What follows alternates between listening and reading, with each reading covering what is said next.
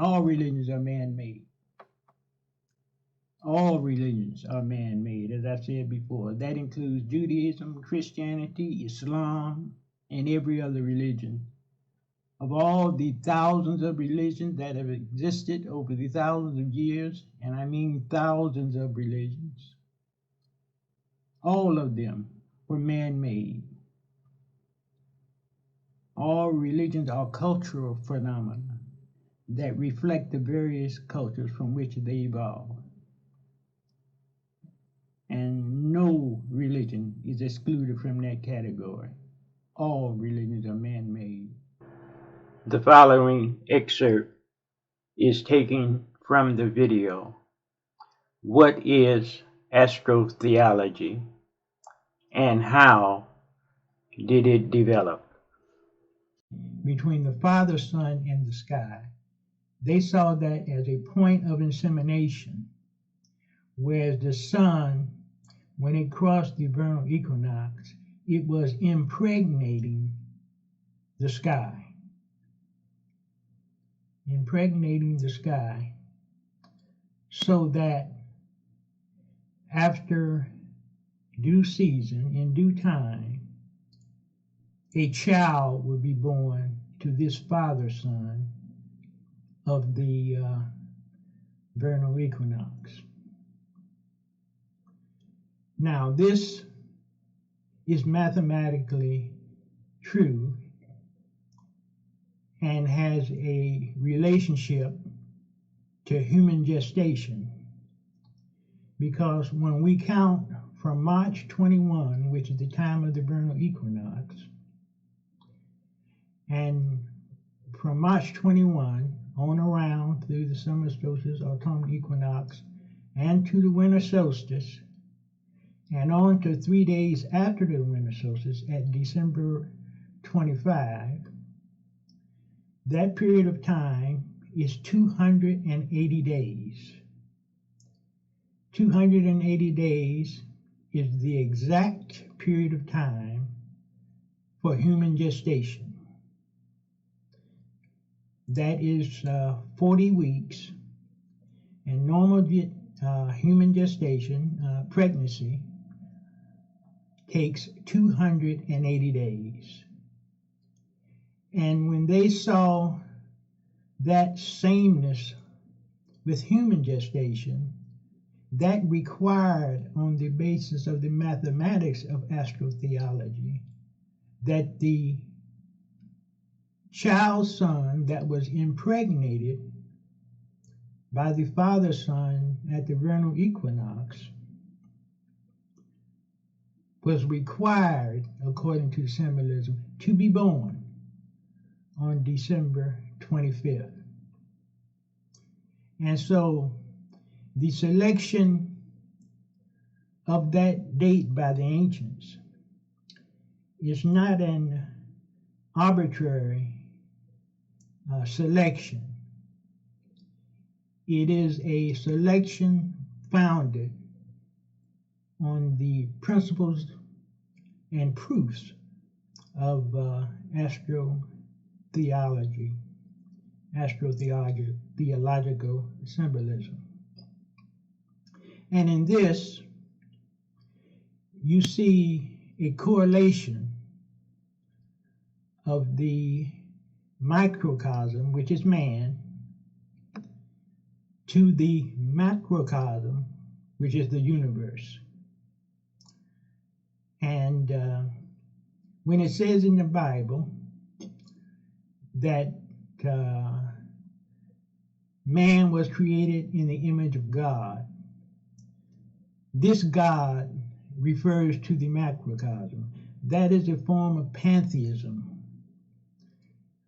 When the Bible and some other literature teach us that man is created in the image of God, this God that is being referred to is the cosmos, the universe itself, and not to some ghostly type humanoid.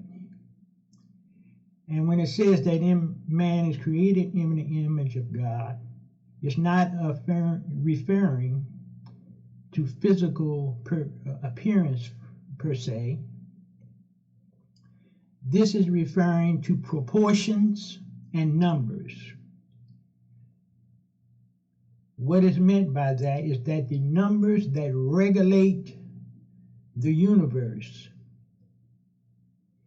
the ancients found that those numbers, same numbers, correspond to the regulation of human biology.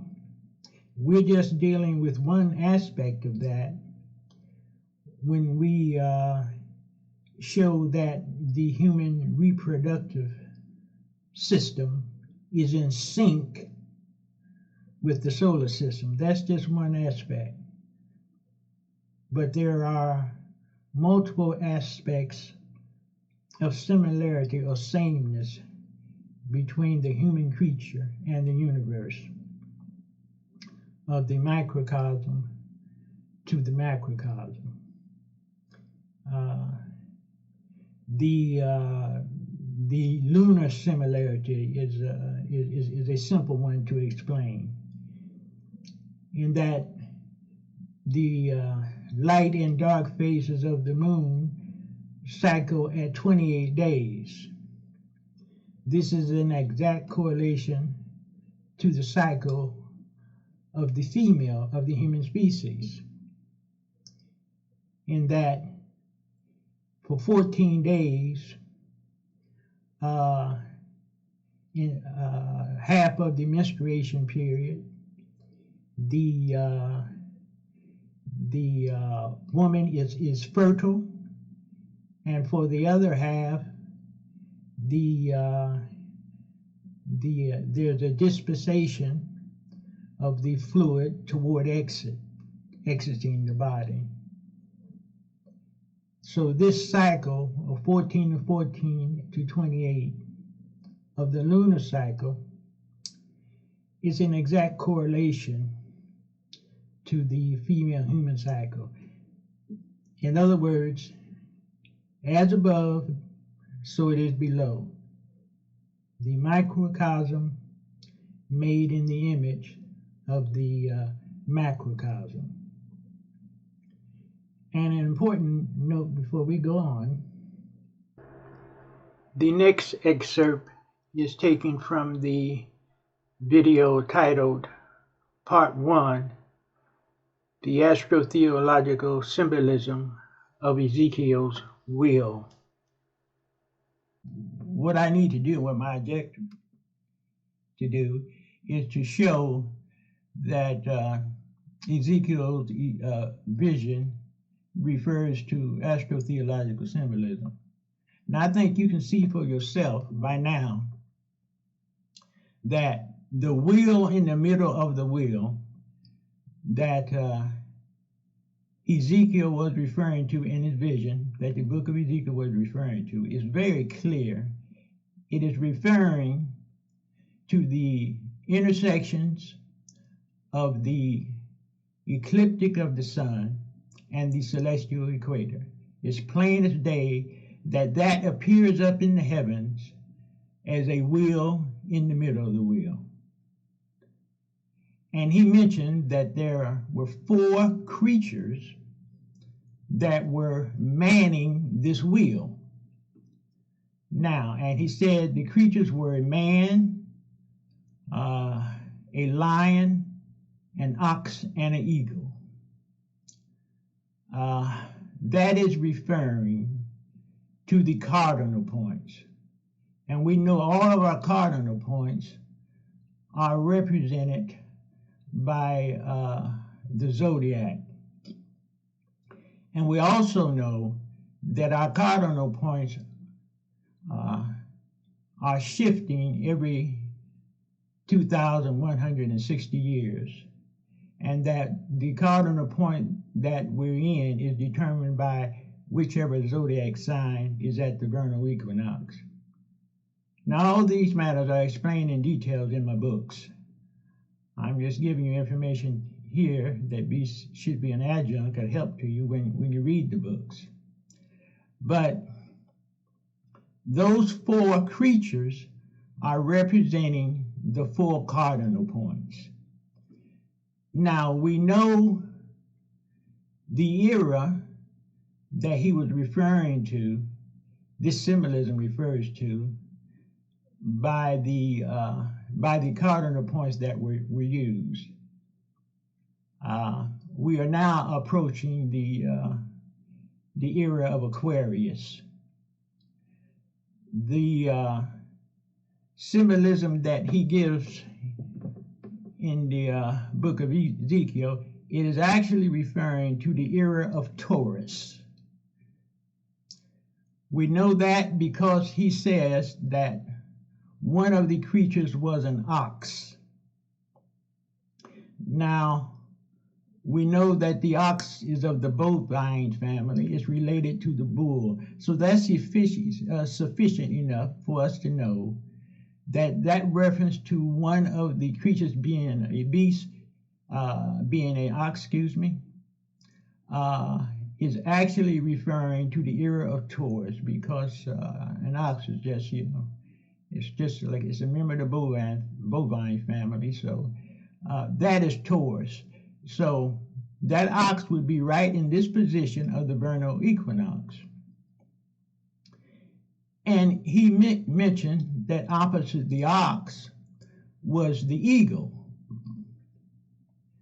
The eagle, many years ago, as I said, this symbolism is reflective of the era of Taurus, which was in 446 BC, if my memory is correct. It's a long time ago.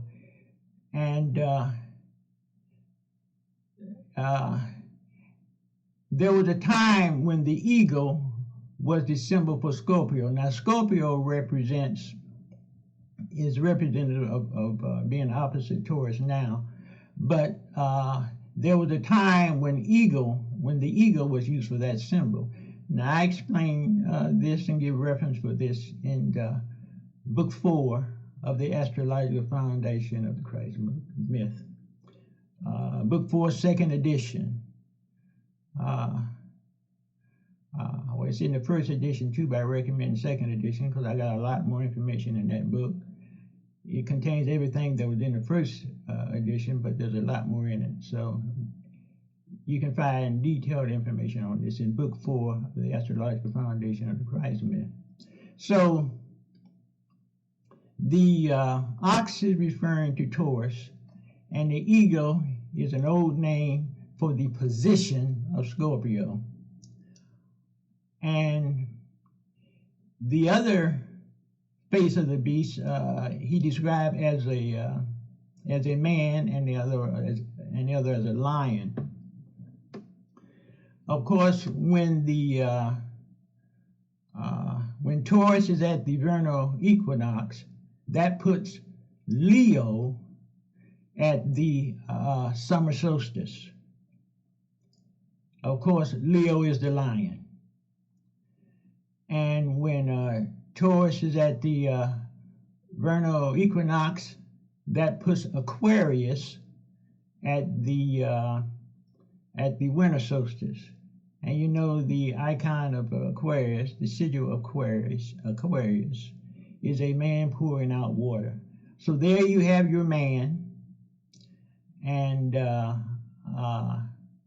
Aquarius, you have your lion at Leo, you have your eagle at Scorpio, old name for Scorpio, and you have the ox at Taurus. That is the representation of the symbolism of Ezekiel's will. Now, over here, I've made this little cutout to help you in understanding what I've just mentioned to you. The next excerpt is taken from the video titled The Apocalypse as Defined Under Astro-theological Symbolism. Well, a great deal of symbolism in the Bible, it concerns the passage of the sun through the zodiac. And one thing I'd like to show you, let me put up the sky grid. When we're dealing with astro-theological symbolism, dealing with sectors is extremely important. In other words, the sun passes through the zodiac, and it's that background of constellations, the zodiacal constellations, which are reflective primarily of the sun's passage. But also, any signs within any constellations or any stars within a given sector that the sun is in, they also fall into the symbolism. So, in other words, to show you something about the different phases of the symbolism, how we can sometimes draw on different aspects of the constellation of stars. Say if, for instance, we were at this point discussing the symbolism in the phase of Jesus Christ instead of the apocalypse, then various other constellations might come into play to reflect that symbolism. And some different constellations, they would have multiple meanings. They might have one meaning under the apocalypse, one meaning under Samson, one meaning under Jonah, and so the meanings would vary according to the topic, the subject of the matter. So we know that Jesus dies at Capricorn also before his resurrection at the point of the winter solstice. And just to help to explain this point about phases, if you recall in the death of Jesus at the cross,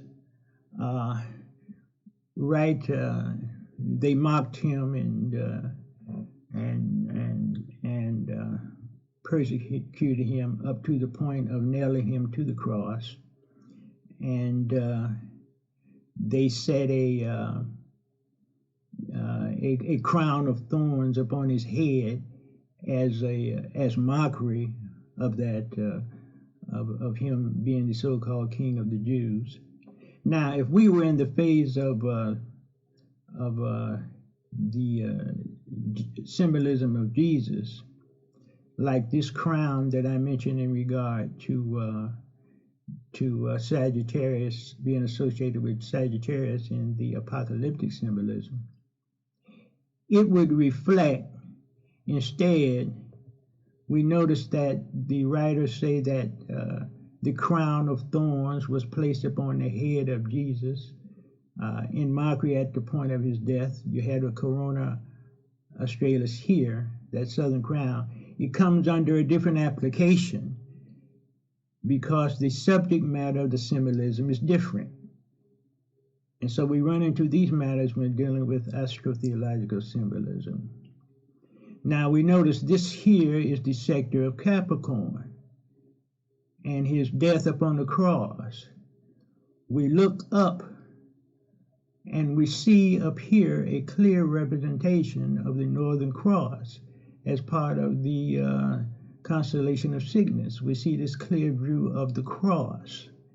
You know, these associations are palpable throughout all the interpretations of all the different lives in the Bible. We can show you a plethora of them, and it's just no doubt that the Bible is based on astrotheology, and depending on the subject that is under discussion, we can show you associations, cosmic associations, to show and prove that the story is simply a symbolic tale of the flow of the sun through the cosmos during the course of 1 year. Let me take this graphic off. It's clear. You can see things a little clearer. And well, yeah, I want you to make sure you see this cross up here that I said to you. That's the cross of Jesus' death at the sign of Capricorn in this phase of the symbolism. And astrotheology is very expansive, and there are many phases to it. This next excerpt deals specifically with the four horsemen of the apocalypse as defined under astrotheological symbolism. Now, the sun at this point is crossing from the upper hemisphere into the lower hemisphere. And this occurs at the autumnal equinox. And we see as it's passing through this from the upper to the lower hemisphere, it is right at the zodiacal sign of Libra. Libra is the sign that embraces the sun as it falls into the lower hemisphere, and we know the whole lower hemisphere represents affliction. And when from the 6th chapter of Revelation that we just read about the four horsemen, one of the verses says, "Come and see, and I beheld, and lo, a black horse, and he that sat on him had balances in his hand." That is a clear reference to the zodiacal sign of Libra, the black horse that had balances in his hand. So when you see when the sun enters its affliction, as I said, the apocalyptic prophecy of the Bible, as are innumerable other prophecies of the Bible, is actually referring to the sun. The idea of some mythological some actual destruction of the world by four horsemen, and then God comes to deliver us and so forth, all that is myth. All that is myth that the clergy has put upon us. But the affliction that occurs in the symbolism, it is to the sun. And as I said before, anything the sun suffers, we suffer, because the sun is what controls and sustains life on earth. So that is important to remember. So the first sign that the suns encounter is the sign of the scales, and which is referred to as one of the four horsemen. So we want to move the sun continuously along his path. So let me go up here and to one more month. After Libra, the sun enters into the area of Scorpius. Now we know that the Bible said, and there went out another horse that was red, and power was given to him that sat thereon to take peace from the earth, and that they should kill one another. The scorpion is the sign of the killer. The sting of the scorpion. That's the sign of the killer, the disruptor. And so they have used that to describe the affliction of the sun in its second step below the celestial crater in the underworld. They have used the sign of Scorpio to describe this sting of death to the sun, so to speak, that it is experiencing. At Libra, it was captured. Up higher, when it went through Libra, it was captured. I mean, it's entering into judgment. And the sign of the scales is indicating that. And the next sign is the sting of persecution or harm that comes upon the sun as it goes deeper into the underworld, and that is signified by Scorpio. And we go down another month, and here we see Sagittarius. Sagittarius, that is a very vivid piece of symbolism. We were told in the Bible passage, and I saw and behold a white horse, and he that sat on him had a bow, and a crown was given unto him, and he went forth conquering and to conquer. That is symbolism of Sagittarius. You know, Sagittarius is noted by the half man, half horse, and it holds a bow and arrow in its hands. So they gave us the sign of the bow so that we could relate that and see that similarity there in explaining that symbolism. That is very vivid. And actually the writers seem to have thrown in another piece of symbolism to help reinforce our interpretation. They said he was given a crown. Well, you notice right below Sagittarius, there's a Corona Australis. That's the Southern Crown. And that's right close to, in the same sector, I should say. Those who have read my books, you understand the importance of these sectors. And so we see the crown associated with Sagittarius, even though the crown is another constellation, but they are in proximity to each other. So it could be that they threw the mentioning of the crown in so that we would recognize the association there. And we take a step to the 12th month, and there we come to Capricorn. Capricorn nowadays is signified by the sea goat. The goat is the operative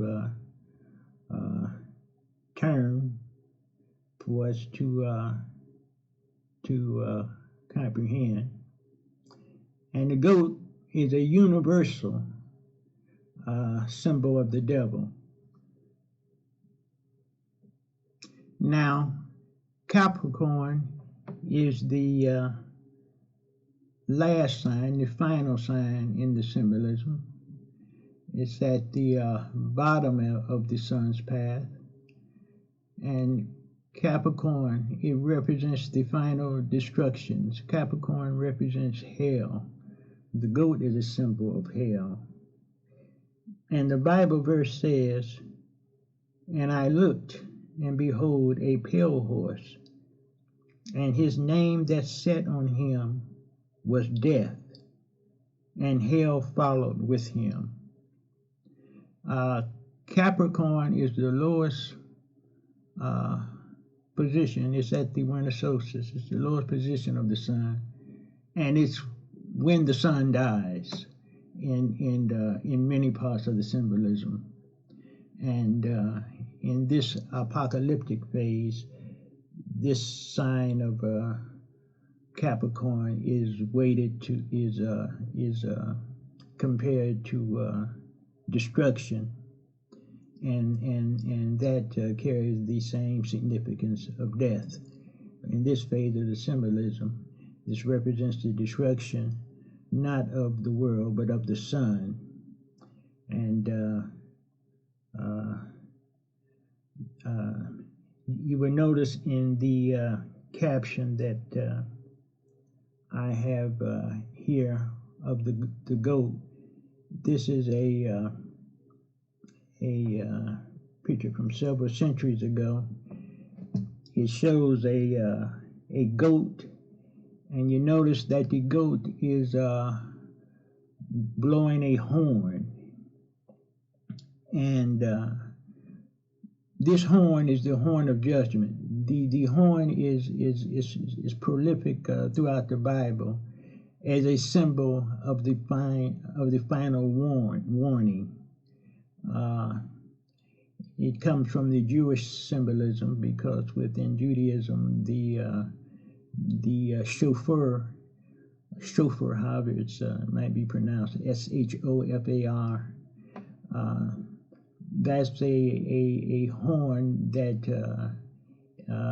to use to give a warning and as a calling for the Jewish people within their ritualism. And we notice that the artist in this depiction that was done several centuries ago of the goat, of the devil goat, they placed this horn within the caption, showing that they are trying to convey to us the relationship of the sign Capricorn and the devil and the judgment. And so that's just a clear representation of the significance of the sign of Capricorn as the sign of the devil and the sign of the final destruction. This next excerpt comes from the video titled Part 1, Proof that Jesus was a Sun God. In Luke of the Bible and other portions of the Bible, it says that when he was born, that there were shepherds in the field abiding, taking care of their flock at the time of his birth. Now, this has caused a lot of confusion in the theological world, because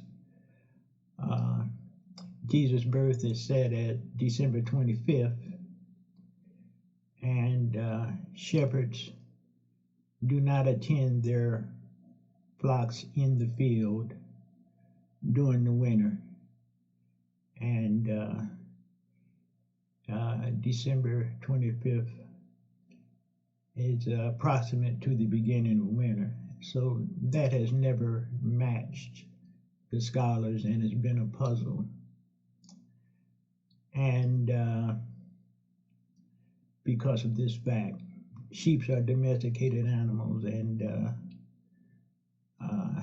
they require human intervention to protect them from predators and to shelter them in the winter and so forth. And in the wintertime, they are installed. They're not in the open fields. But now our focus is Jesus as a sun god. So we want to use this passage from the Bible to connect it with astro-theology.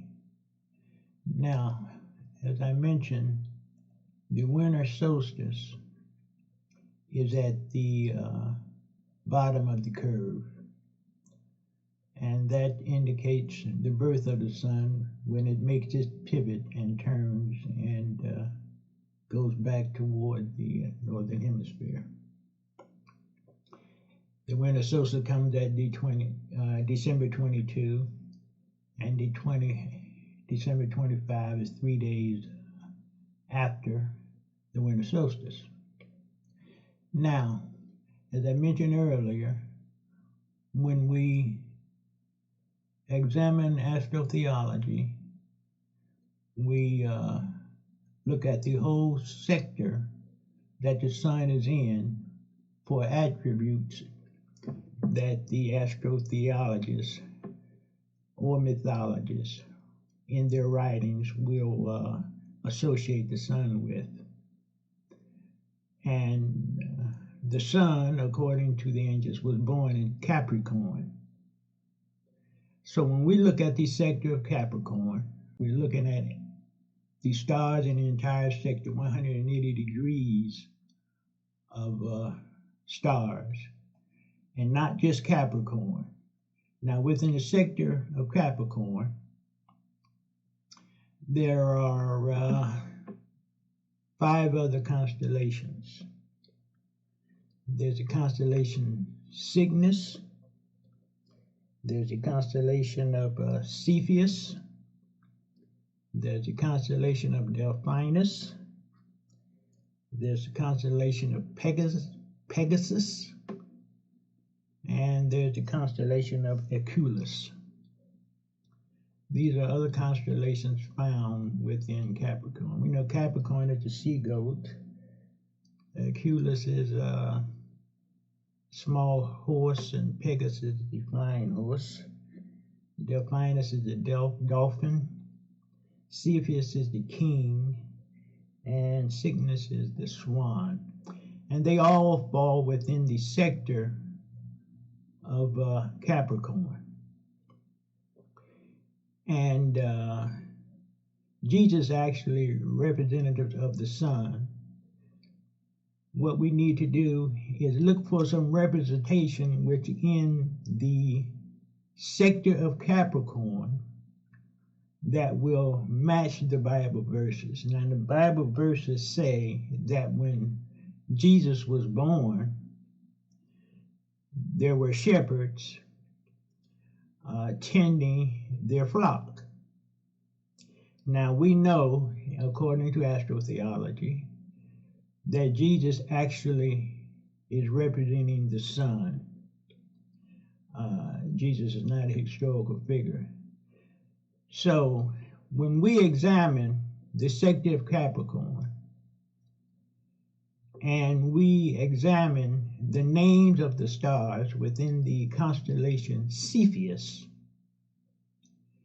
we find 2 distinct stars that fit the biblical description. One of the stars in Cepheus, his name is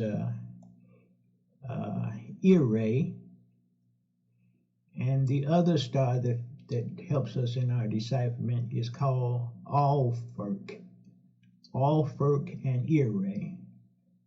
Alfirk, A-L-F-I-R-K, and Irae, E-R-R-A-I.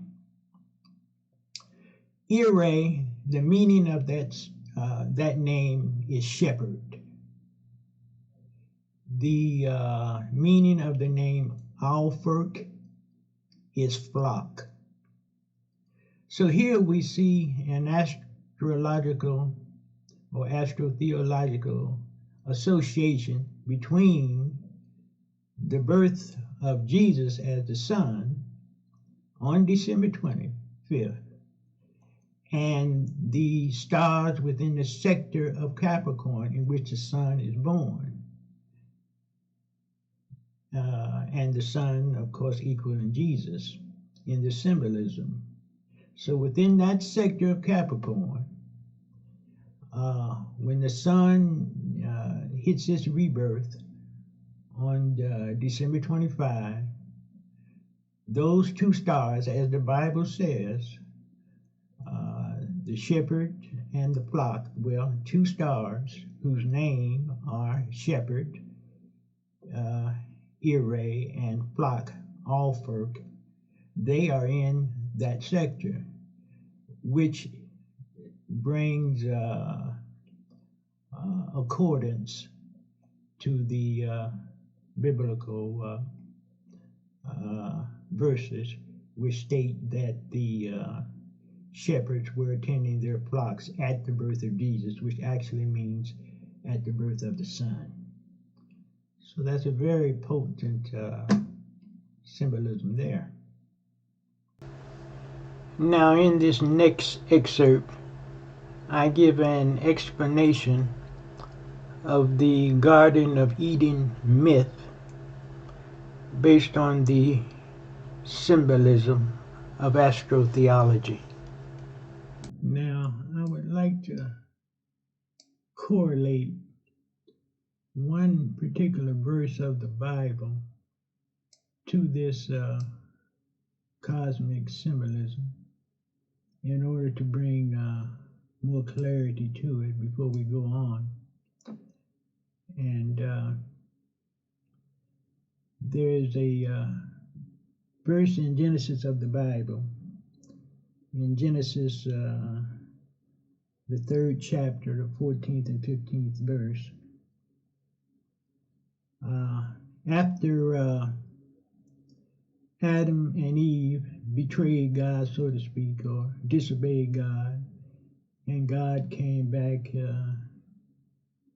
to the garden and discovered that they had disobeyed him and eaten of the two trees that he told them not to eat of. And you can read this for yourself in the 2nd and 3rd chapters of Genesis. But anyway, God, he brought the hammer down, so to speak, and told Adam and Eve that they would be exiled, and the results of this, what the result of this exile would be. And God also told the serpent that he also must be punished for his treachery in beguiling Adam and Eve. And I want to read here from Genesis, the 3rd chapter, the 14th and 15th verse, what the Bible alleges God said to the serpent. And the Lord God said unto the serpent, because thou hast done this, thou art cursed above all cattle, and above every beast of the field. Upon thy belly shalt thou go, and dust shalt thou eat all the days of thy life. And I will put enmity between thee and the woman, and between thy seed and her seed. It shall bruise thy head, and thou shalt bruise his heel. Now, that is a strange verse at first hearing. It's indecipherable unless you have knowledge of astrotheology. Of course, we know this is mythology, as I said before, but anyway, it has potent meaning. And God says unto the serpent that concerning his punishment, it shall bruise thy head, and thou shalt bruise his heel. Now, the question is, what on earth does that mean in this context? You know, most people dismiss verses like that because they don't understand it. But I want to show you how astrotheology defines that particular verse. Here's the serpent here, as I told you. Draconis is the serpent that this mythology refers to. And right here is the head of the serpent. You look up above the serpent, you see the constellation of Hercules. You see the left foot of Hercules above the head of the serpent. So you see in this, the message, the astrotheological message being sent to those who are enlightened, that this left foot, in other words, the heel of Hercules, is above the head of the serpent. So here we have the situation whereas it shall bruise thy head, that Hercules, and thou shalt bruise his heel. It's pure astrotheological symbolism. And the only way such a verse can be defined and made sense of is through astrotheological symbolism. Now for some closing remarks and information on how you can advance your knowledge on the subject of astrotheology. My books represent a course on astrotheology, and the books are written in a way as each book gives an incrementally increasing knowledge of astrotheology, starting with the biggest lie ever told, 4th edition, and then going through the astrological foundation of the Christ myth, books 1, 2, 3, and 4, and then lifting the Gnostic veil. Each book is a step up the ladder in the understanding of astrotheology. And the book, The Secret Origin of Judaism, likewise, and it is a book of astrotheology, but it gives you insight on the Jewish holidays and the Jewish religious origins and their association with astrotheology. So all these books deal with astrotheology in an incremental, increasing fashion, giving you more and more knowledge with each reading. Like I say, my books represent a course for that study. So anyway, in closing, let me remark, astronomy is not a new or modern science. There is no recorded beginning to the science of astronomy. The bulk of what we know about observational astronomy has been inherited from the ancients, going back many thousands of years.